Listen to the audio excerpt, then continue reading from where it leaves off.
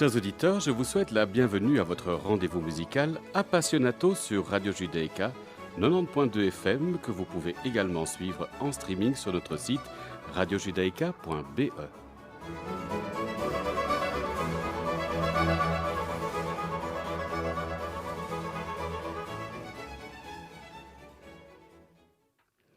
Nous avons l'immense plaisir d'accueillir aujourd'hui le ténor Reinout van Mechelen qui vient nous présenter sa discographie. Bonjour Reinout. Bonjour. Alors je résume votre parcours. Vous êtes diplômé en 2012 du Conservatoire royal de Bruxelles dans la classe de Dina Grossberger. Votre carrière avait démarré bien avant puisque déjà en 2007 vous aviez participé à l'Académie baroque européenne d'Ambronay sous la direction musicale d'Hervé Niquet. En 2011, vous intégrez le Jardin des Voix de William Christie et Paul Agnew et vous vous imposez rapidement comme soliste régulier des arts florissants. Avec eux, vous vous produisez sur des scènes telles que le Festival d'Aix-en-Provence, le Festival d'Édimbourg, le Château de Versailles, le Théâtre du Bolchoï de Moscou, le Royal Albert Hall et le Barbican Center à Londres, le Palais des Beaux-Arts de Bruxelles ou la Philharmonie de Paris. En 2014, vous chantez pour la première fois l'Évangéliste de la Passion selon Saint Jean de Jean-Sébastien Bach avec le Royal Liverpool Philharmonic. En 2016-2017, vous faites vos débuts à l'Opéra de Zurich dans le rôle de Jason de Médée de Charpentier sous la direction de William Christie. Vous êtes également Belmonte dans l'Enlèvement au sérail de Mozart avec l'Orchestre de chambre de Paris et Gérard de Lacmé avec l'Orchestre de la radio bavaroise, deux prises de rôle qui marquent un élargissement significatif de votre répertoire. Vous fondez en 2016 votre propre ensemble à Nocte Temporis et effectuez des tournées triomphales avec des projets consacrés aux personnages de Duménil, Clérambault, Jean-Sébastien Bach ou aux Dublin Gardens. Vous êtes déjà lauréat de nombreux prix et notamment du prix Cecilia pour le meilleur enregistrement de l'année, des chocs du magazine Classica, de Diapason d'or, de Tien van Clara et de bien d'autres distinctions. Je vous propose de débuter notre entretien par un air de la cantate Herr Christ der eine große Sohn de Jean-Sébastien Bach.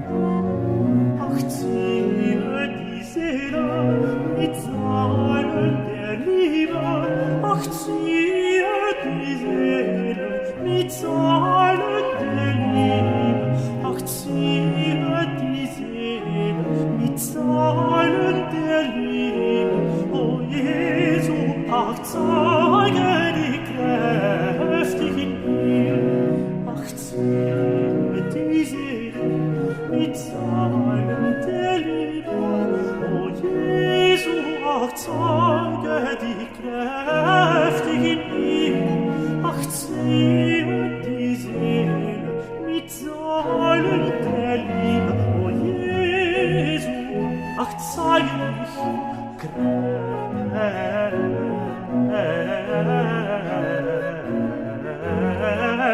kräftig in mir.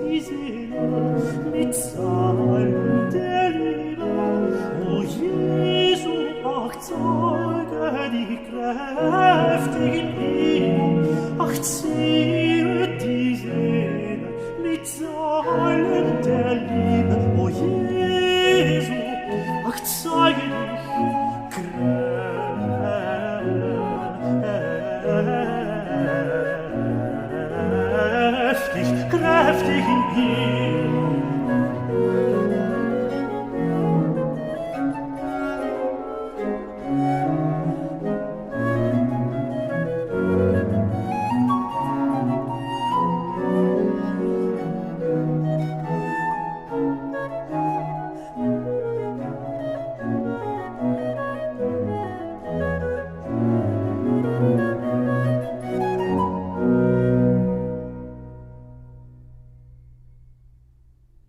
Un air de la cantate Herr Christ der Eingegoten de Jean-Sébastien Bach dans l'interprétation de notre invité Reinoud van Mechelen.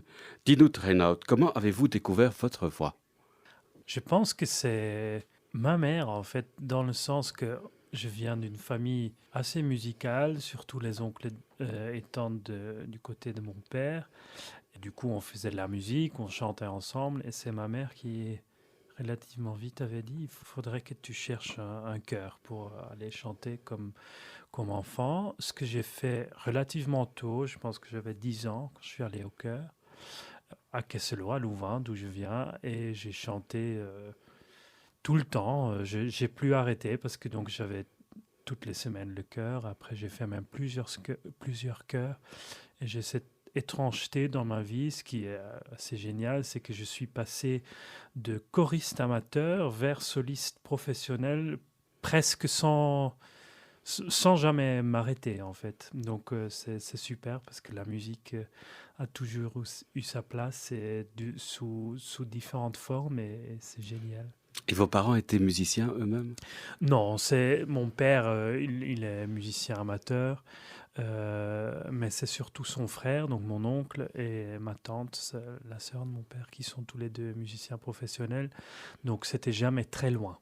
Comment est-ce que vous définiriez votre tessiture? Haute contre, ténor léger, ténor di grazia? En fait, je suis ténor, je suis du genre à pas... quand il y a maintenant sur Wikipédia toutes les formes possibles des Exact. voix, et du coup un tel doit chanter un tel et un tel doit chanter un tel. Moi je suis ténor, j'ai une facilité dans les aigus que j'ai aussi développée avec une certaine technique, et du coup je chante le répertoire de haute contre qui était tout simplement au XVIIe et XVIIIe siècle en France, des ténors, on les appelait les hautes contre, et c'était des ténors avec une facilité dans les aigus, mais c'était quand même très clairement des ténors. Après, ils chantaient parfois la deuxième ligne dans le chœur, ce qui prête à beaucoup de confusion. Mais donc, je suis ténor, qui chante dans le 17e, 18e français les parties de haute contre, ténor léger, lyrique léger. Je ne sais pas à quel point ma voix est légère. Après, le seul vrai rôle, parce que vous avez dit que j'ai chanté Belmonte, mais c'était dans quelque chose pour les enfants, donc c'était pas le rôle en entier, mais j'ai chanté Tamino en entier à la Monnaie, et quand je lis tous les rôles de Mozart, soi-disant, c'est pour la voix la plus lourde, ce que je crois pas. Donc voilà, je crois que je suis un ténor. Je suis un ténor, je suis un chanteur, je suis un musicien. C'est ça, c'est point à la ligne, il ne faut pas de classification. Ouais, bon, normalement, j'allais chanter Paris dans la Belle Hélène en décembre dernier. Bon, pour des raisons évidentes, ça s'est pas fait. Euh, j'ai chanté Nadir dans La Pêcheur de Perles, donc c'est des choses 19e, plutôt léger, mais voilà. Je découvre tous les jours encore. Et alors, d'autres dans facettes. votre jeunesse, quels étaient vos héros musicaux? Qui étaient les chanteurs que vous écoutiez? En fait, peut-être pour ça aussi que j'ai vraiment commencé par la musique ancienne. J'écoutais beaucoup la musique ancienne. Donc, on avait aussi un enregistrement de la flûte enchantée que je chantais avec. On avait un enregistrement de la Saint-Mathieu, même deux, à chaque fois de Philippe Hervègue, avec qui je travaille maintenant. J'avais pas vraiment de héros comme ça, sauf c'était Fritz Wunderlich quand même, le Tamino, sur notre flûte enchantée. Donc il y avait des gens comme ça. Mais aussi beaucoup la musique Renaissance, donc où la voix soliste est moins, où c'est vraiment le mélange des voix. Donc j'en avais pas juste un, mais bon, Fritz Wunderlich, c'est quand même quelqu'un que je cite beaucoup. Après, Howard Crook, avec qui j'ai pris quelques cours, qui a fait beaucoup de Bach, mais aussi beaucoup de musique française. C'était l'évangéliste sur une passion qu'on avait à la maison. Donc, c'est aussi quelqu'un comme ça qui était là. Ouais. Alors, je vous propose de continuer la découverte de votre parcours et nous allons écouter My Nanny O, un extrait de l'album de Dublin Gardens.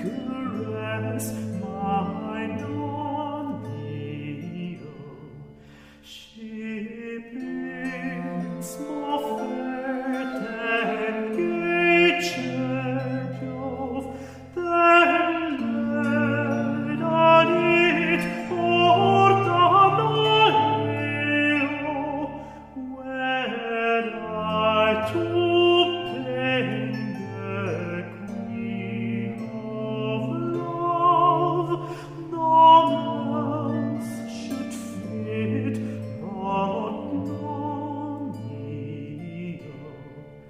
How joyfully my spirits rise when dancing she moves finally. I guess what heaven is by her eyes, which sparkles so divinely. That my vow, ye gods, while I breathe in the blessed Britannia, no human's bliss I shall envy, while thus ye grant me Nonio.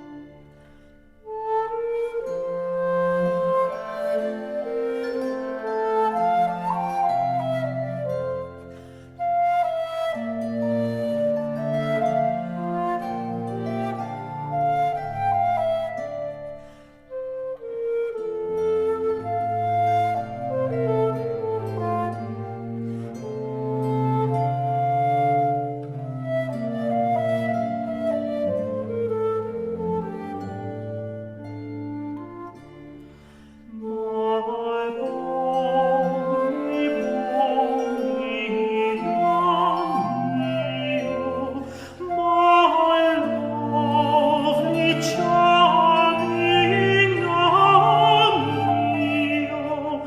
I cannot, though the world should know, how dearly I love Nonio.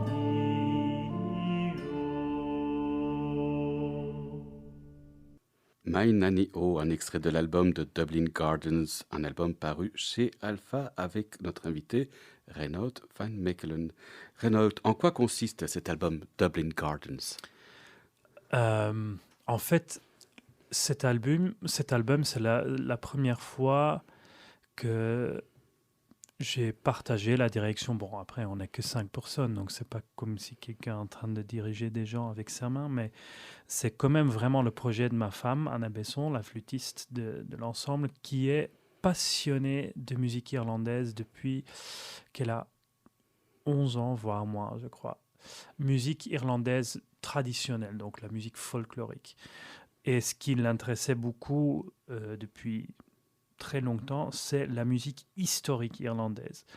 Ce qui n'est pas facile, c'est donc la musique historique, c'est-à-dire la musique 18e, l'époque que donc elle joue le traverso, un instrument qui a gagné beaucoup en popularité dans le 18e siècle. Et qui s'apparente à la flûte, en fait. Hein. Oui, donc c'est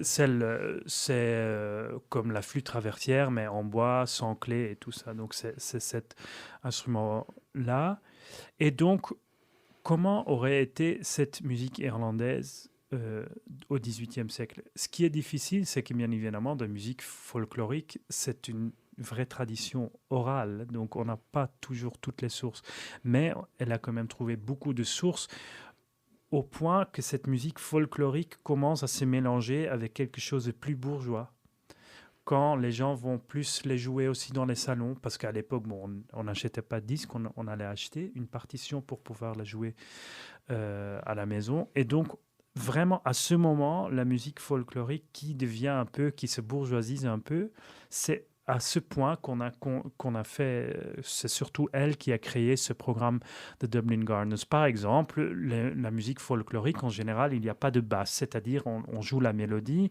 Nous, dans la musique des 17e et 18e siècle, il y a ce qu'on appelle une basse continue, donc on écrit une ligne de basse avec des chiffres qui donnent à la personne qui joue l'instrument à accords, c'est-à-dire le clavecin ou le luth, il sait ce qu'il doit jouer comme accord. Ça, c'était juste à ce moment, dans la musique folklorique, il n'y avait pas, sauf pour la rendre accessible à ces gens-là. On commençait à mettre des basses, il y a parti par là des choses qu'on a dû arranger, qu'on a fait nous-mêmes, ou on n'a pas rajouté de basse. Il y a une longue pièce que je chante tout seul, de shonos, donc de chant vraiment en gaélique, en irlandais.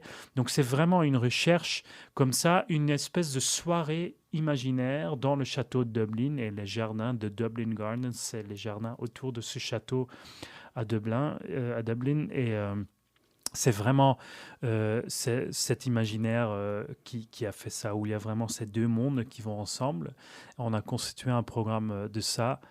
Et c'était je pense que c'est un chouette CD, mais c'est surtout Elle est formidable. Il est quand on vraiment- fait des concerts avec ce programme, il y a une espèce d'énergie avec aussi toutes les autres musiciens qui sont là. C'est absolument formidable de pouvoir jouer ça et de toucher des gens. Bon, ça fait un moment maintenant, mais qu'on a de...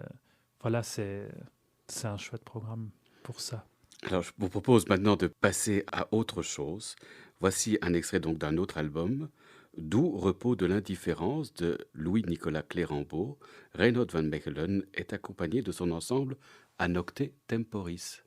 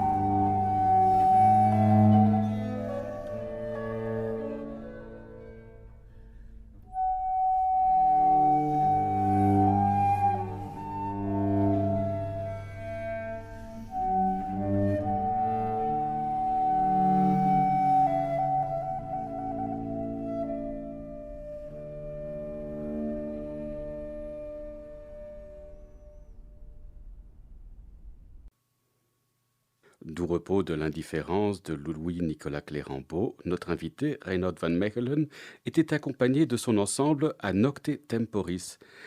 Reinoud, qui était Louis-Nicolas Clérambault?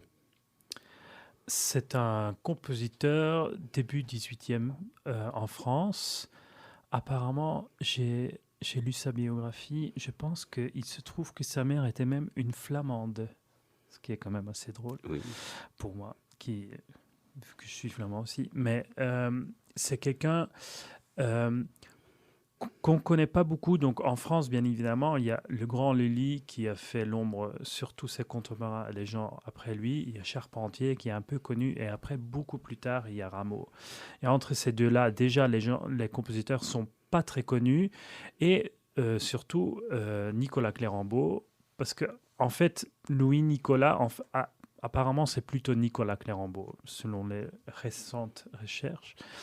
C'était un compositeur qui écrivait surtout de la musique à l'église où il travaillait à Paris. Donc récemment, on a fait des œuvres, son Te Deum et l'histoire de la femme adultère. Donc des œuvres sacrées qu'il a écrites.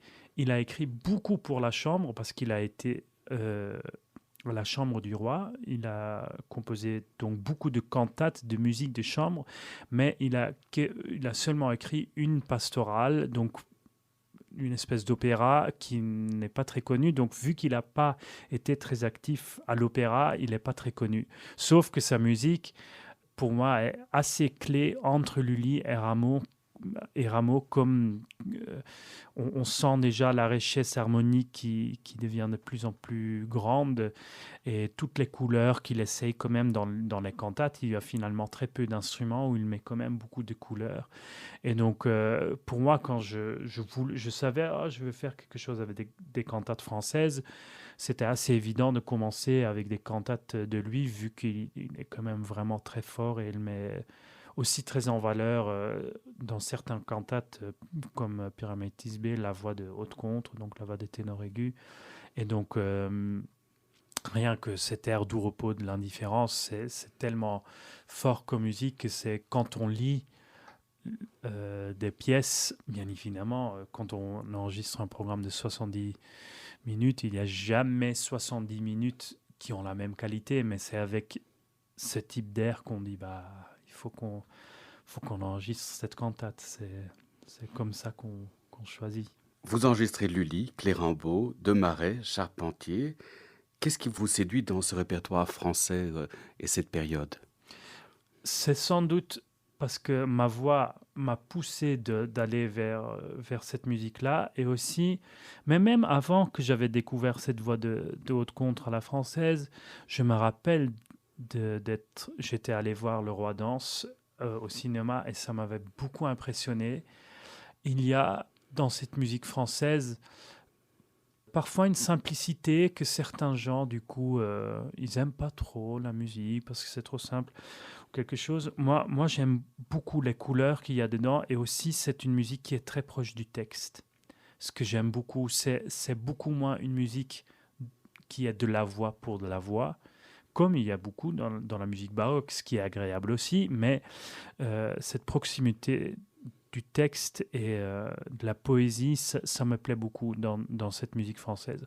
Et aussi, c'est une place que j'essaie de prendre parce que je trouve que cette musique est trop peu défendue en dehors de la France, déjà en France, mais aussi en dehors de la France. Donc en Belgique, on reste un peu loin, surtout bien évidemment en Flandre. Mais je trouve que cette musique a vraiment tout ce qu'il faut pour bien pouvoir la défendre. Et c'est pour ça que je prends un peu ce rôle-là. Et vous le faites magnifiquement bien. Alors, on va poursuivre la découverte de votre discographie avec un extrait de l'Armide de Lully. Plus j'observe ces lieux, plus je les admire. Et ici aussi, Reinoud van Mechelen est entouré de l'ensemble à Nocte Temporis.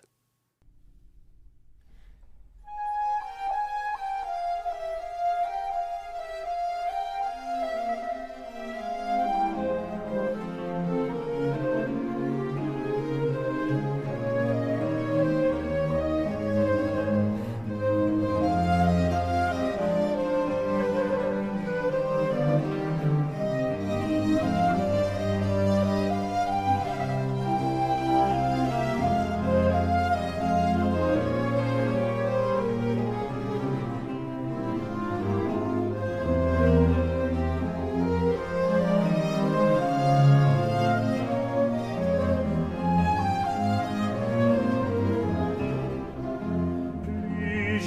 J'observe ces lieux, et plus je les admire, ce fleuve coule lentement et s'éloigne en regret d'un séjour si charmant.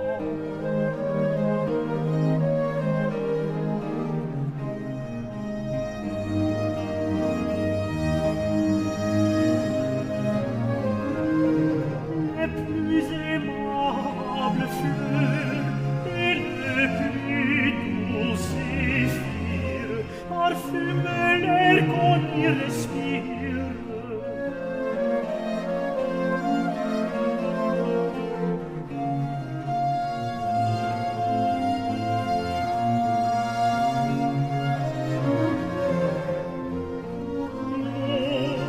Je ne puis quitter les rivages si beaux.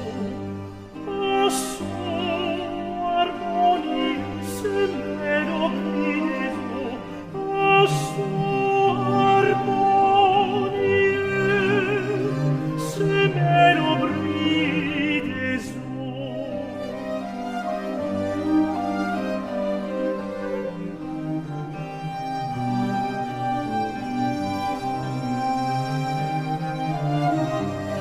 Les oiseaux enchantés se taisent pour l'entendre des charmes du sommeil.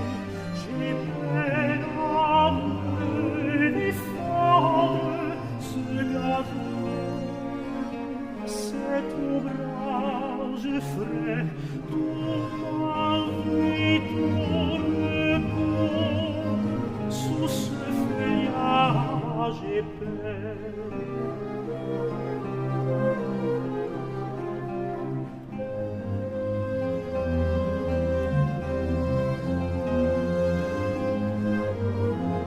Ce gazon, cet ombrage frais, tout m'invite au repos.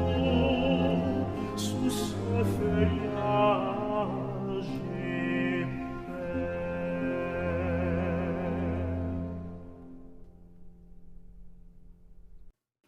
Plus j'observe ces lieux, plus je les admire. De l'Armide de Lully, notre invité, Reinoud van Mechelen, était entouré de son ensemble à Nocte Temporis. Alors, Reinoud, vous avez consacré un album à Louis Gaulard Dumény. Qui était-il? C'était le haute-contre ou la haute-contre, c'est d'ailleurs très compliqué parce qu'on dit la haute-contre, c'est la voix de haute-contre, mais du coup les gens vont penser que c'est une femme, sauf que c'est bien un homme. Donc, qui a chanté les derniers rôles de la carrière de Lully et après les successeurs de Lully, vu que, bon, désolé, ça devient un peu technique, mais Lully s'était arrangé avec le roi qu'il était le seul qui avait le droit en France à ce moment-là d'écrire des opéras. Donc, on peut pas, c'est impossible de chanter des opéras français d'exactement la même époque parce que c'était interdit. Donc, pour ça, je voulais faire quelque chose autour de la voix d'haute-contre. Je voulais le faire en forme de trilogie.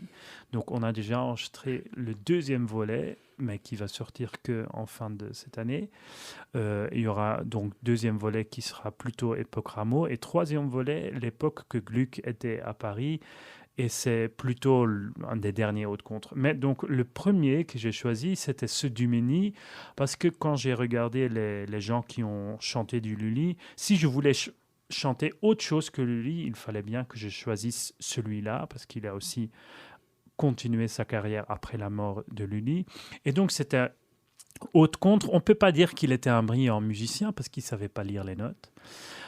C'est un chef de cuisine que l'histoire veut que Lully l'a entendu chanter dans la cuisine et du coup Lully l'a formé. Il n'a jamais réussi à former sa lecture musicale, mais donc il apprenait les rôles à ce Dumény. Donc il avait une belle voix. Après, c'est un personnage, apparemment il n'était pas toujours très bien dans le sens qu'il y a des histoires comme quoi il a été bourré sur scène et des choses comme ça.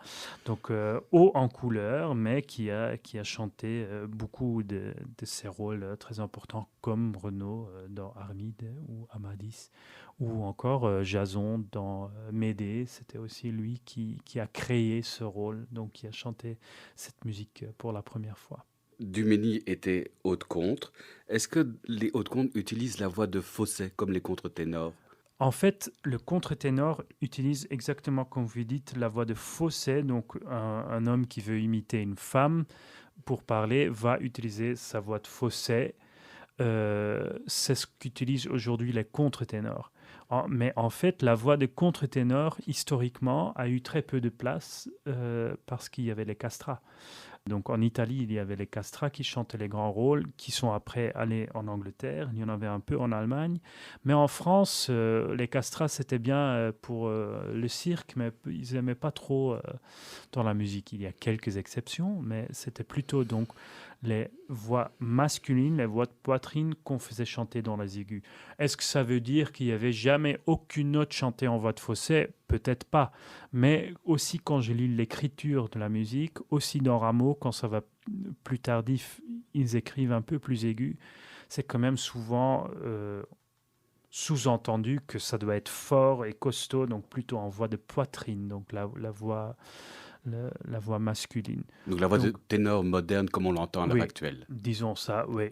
Il y a toute une théorie quand le ténor chantait pour la première fois les aigus en voix de poitrine et tout ça, mais on sait même que les Italiens qui venaient en France dans le XVIIIe siècle, ils disaient mais pourquoi ces ténors, ils hurlent tellement dans les aigus?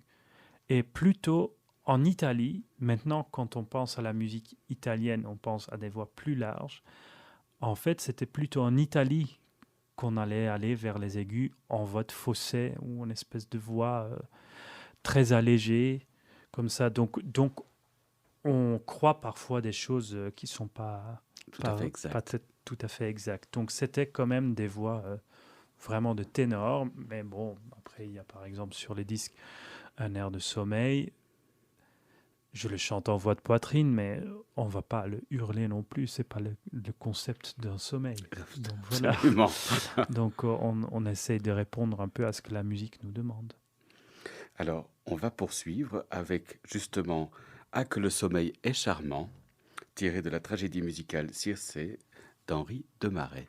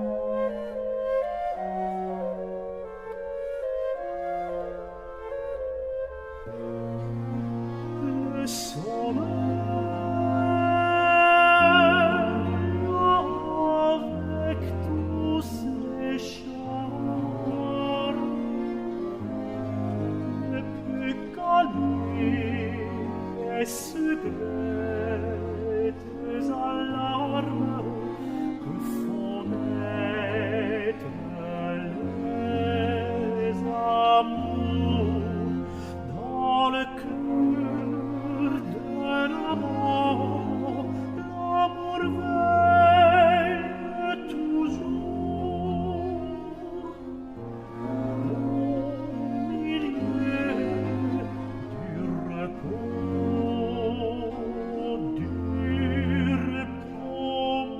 même. On est agité quand on aime. Au milieu du repos même. On est agité quand on aime.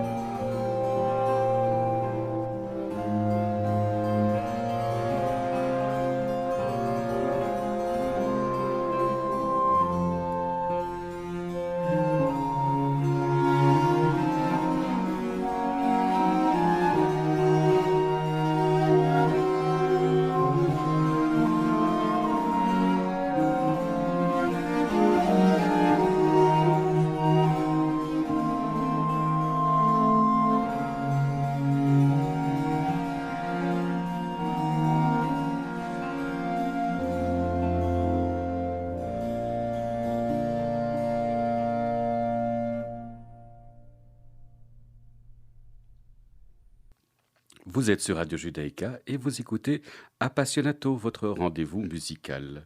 Ah, que le sommeil est charmant, tiré de la tragédie musicale Circé d'Henri de Marais. Reinhold van Mechelen, notre invité, était entouré de son ensemble Anocte Temporis sur un album du label Alpha. Reinhold, comment vous êtes venu l'idée de fonder votre propre ensemble?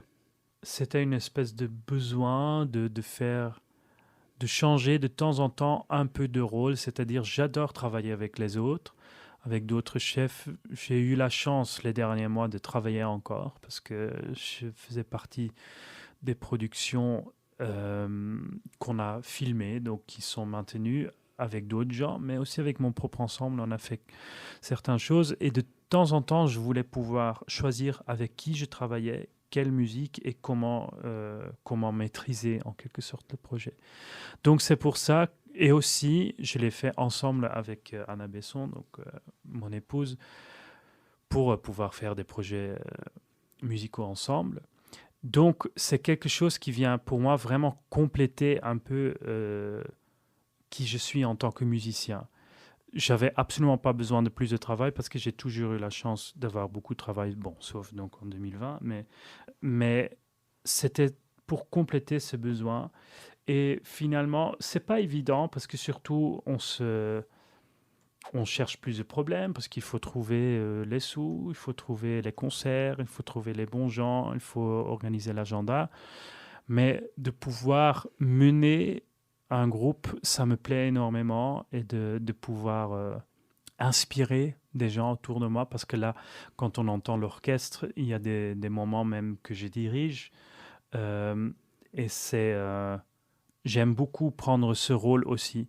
Sans pour autant de quitter les projets avec les autres gens. Et ça m'équilibre dans les deux sens. Quand je suis avec les autres, et il y a des choses, bien évidemment, qui vont pas comme on veut, mais du coup, je sais que de l'autre côté, j'ai ce propre projet. Et quand j'ai ce propre projet, parfois, il faut prendre quand même beaucoup de responsabilités et c'est beaucoup de stress. Je sais qu'il y aura d'autres projets où j'ai un autre rôle qui adoucissent un peu Et c'est pas ces autres extrêmement choses. difficile de chanter et diriger en même temps? En général, ce qui m'arrive quand je chante, sauf le premier jour de la répétition, en général, quand c'est avec orchestre, hein, pas quand on est avec cinq, mais quand c'est avec orchestre, le premier jour, je chante et je dirige en même temps. Mais l'idée, c'est que quand c'est devant des gens, je dirige seulement quand je ne chante pas. Donc, l'orchestre est mené par le premier violon qui montre les choses et nous, on est en très bonne communication entre moi et le premier violon pour faire en sorte que tout soit ensemble. Et après, il faut, dans les danses, donc quand je chante pas, je dirige et il faut surtout que je fasse attention à moi parce que je peux être parfois tellement enthousiaste à diriger que je suis épuisé pour chanter, ce qui n'est pas idéal non plus. Donc ça, petit à petit, on apprend comment gérer son énergie, mais c'est passionnant. Dites-moi, vous avez enregistré avec l'ensemble Vox Luminis de Lionel Meunier. Comment l'avez-vous rencontré? Oh, quand est-ce qu'on s'est rencontrés? Ça fait longtemps qu'on s'est déjà rencontrés, mais je pense que la première chose qu'on a fait ensemble, c'est justement la descente Orphée aux Enfers, mais il y a longtemps ailleurs, avec encore un autre ensemble aux Pays-Bas. On a fait aussi des projets de Bach ensemble.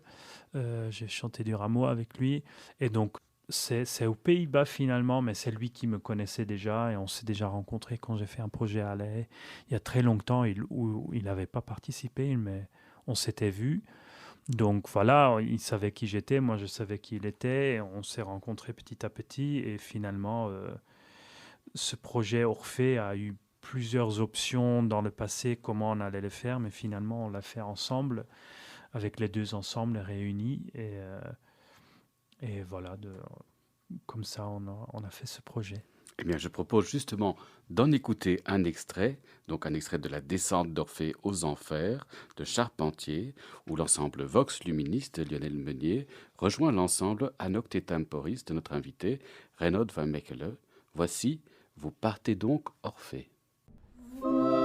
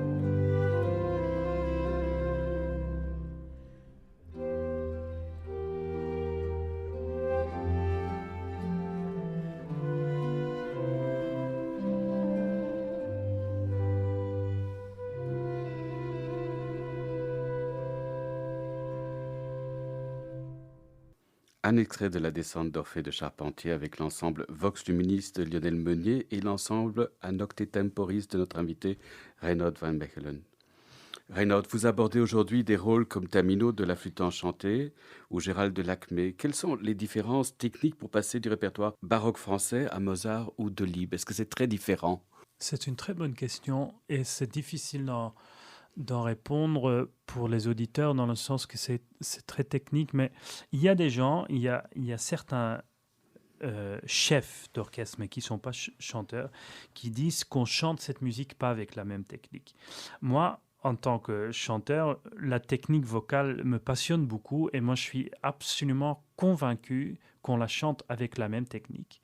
On essaye toujours de chanter en contrôlant sa voix pour aussi pour pas faire mal à la voix pendant qu'on chante, pour en quelque sorte libérer la voix des tensions superflues. Bien évidemment, il y a une forme de tension qui est là quand on chante, mais pas des tensions superflues.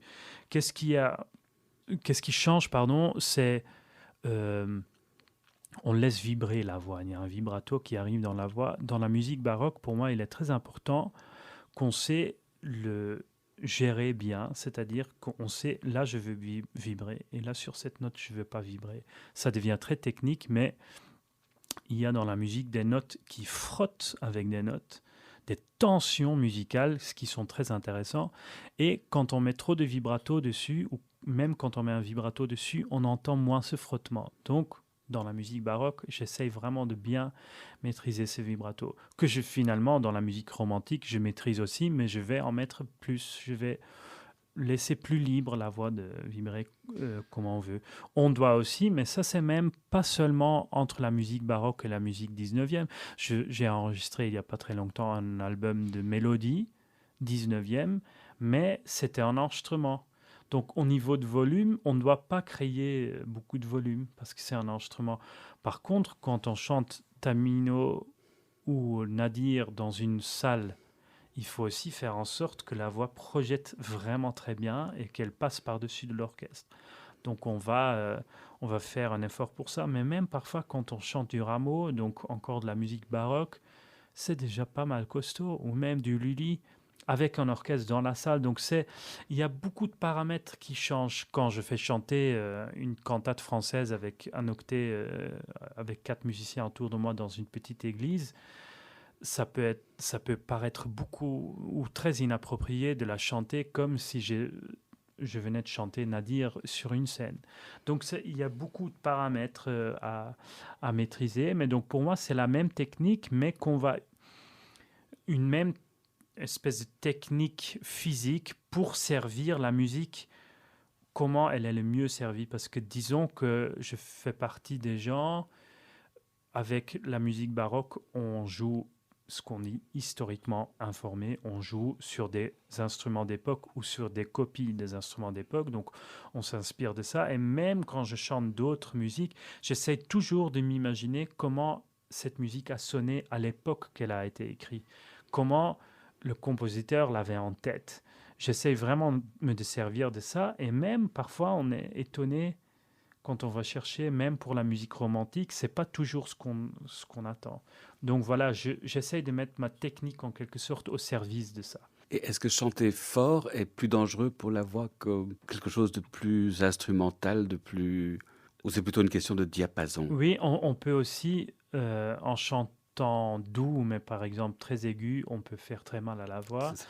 Et chanter fort, ça, on peut faire très mal à la voix si on le fait d'une façon pas très contrôlée. Moi, j'essaye surtout de bien projeter la voix, c'est-à-dire il y a dans dans notre crâne, il y a des Le masque. résonateurs, il y a les masques, donc on essaye de faire que il y a les bons endroits dans le corps qui résonnent déjà pour après faire en sorte qu'il y a les bonnes choses dans la salle, dans l'acoustique qui résonne.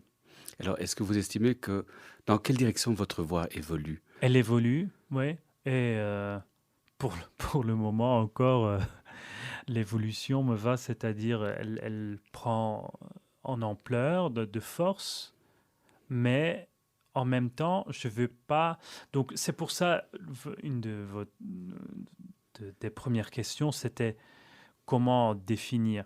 Je ne sais pas, on n'a jamais imaginé que je pourrais chanter un grand rôle du répertoire 19e. Mais petit à petit, je me dis, bah, peut-être si. Mais en même temps, j'essaie d'évoluer d'une façon que je ne dois pas laisser derrière moi le répertoire que je peux chanter, c'est-à-dire les rôles d'autres contre, ou aussi l'évangéliste dans une passion, mais de pas, ça m'empêche pour le moment pas de pouvoir chanter un répertoire un peu plus large, un peu plus costaud en quelque sorte.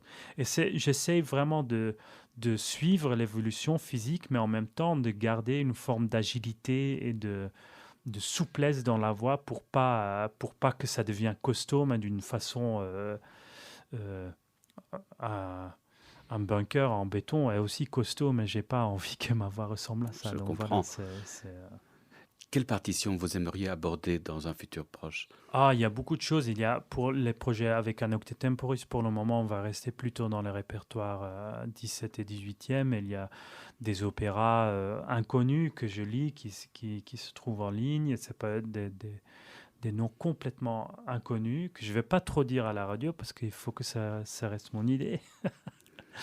Il y a d'autres choses, oui, il y a d'autres opéras et j'aimerais bien faire un peu plus de rôle de Mozart parce que j'ai fait seulement Tamino.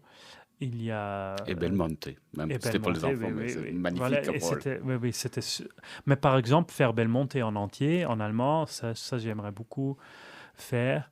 J'ai fait, et ça peut Péléas, j'ai fait des extraits avec piano. C'est un rôle en baryton, et vu que moi, on m'imagine ténor aigu, mais en fait, c'est tellement proche du texte, c'est quelque chose de tellement poétique, et on ne doit pas. Ça, j'aimerais bien refaire un jour, Péléas. C'est tellement. Nous aussi, on aimerait Ouais. bien vous écouter là-dedans. Donc voilà, il y a plusieurs choses. Je pourrais dire pas mal de rôles, mais il n'y en a pas juste un qui me vient comme ça. Il y a dans Mozart aussi les rôles pour des ténors un peu plus âgés, comme Mithridate. Ça, j'aimerais bien faire un jour. Mozart, il était jeune à l'époque, mais Mithridate est un personnage plutôt âgé vu qu'il a des enfants adultes. Donc voilà, il y a des choses comme ça que j'ai envie de faire. Mais maintenant, honnêtement, très honnêtement, on attend un peu que les choses aussi se calment pour voir dans quoi on peut se lancer. Hein. Donc, Évidemment, les temps sont un petit ouais, peu voilà, ouais. incertains. Alors, Renaud, nous avons comme tradition dans Appassionato d'offrir à notre invité le choix de partager avec nos auditeurs un morceau de son choix. Qu'avez-vous choisi de nous faire entendre? Oui, donc j'ai choisi de faire entendre la voix de Howard Crook dans Au cimetière, ce qui fait partie des Nuits d'été de Berlioz. Et d'ailleurs, ça rejoint un peu votre dernière question aussi. C'est aussi un répertoire vers lequel j'aimerais bien aller un peu, c'est-à-dire pas forcément que les opéras, mais les mélodies avec orchestre. Qu'ici, une voix qu'on connaît du baroque, mais il chante ça à merveille.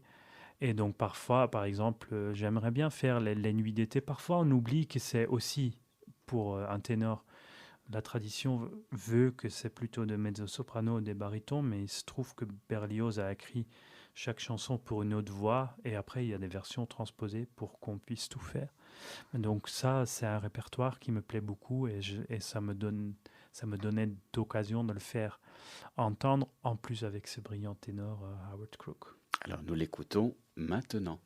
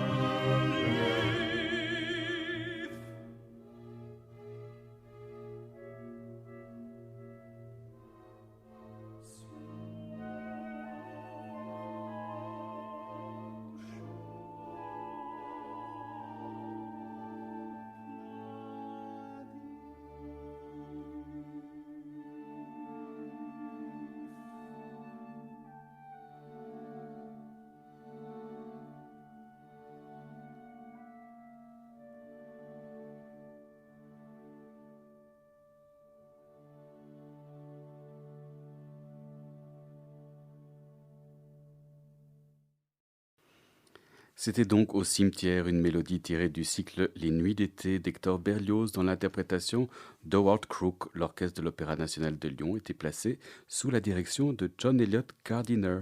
Il s'agissait du choix de notre invité, Reinhard van Mechelen. Votre émission de musique classique Appassionato touche ainsi à sa fin. Merci beaucoup, Reinhard van Mechelen, d'avoir accepté notre invitation. Merci à vous. Merci à Carlos Zamajoa d'avoir assuré la technique de cette émission. N'oubliez pas qu'Appassionato est diffusé sur les ondes et le site de Radio Judaïka les lundis à 13h, les mercredis à 14h et les dimanches à 9h. Merci, chers auditeurs, de nous avoir écoutés. À la semaine prochaine. D'ici là, portez-vous bien.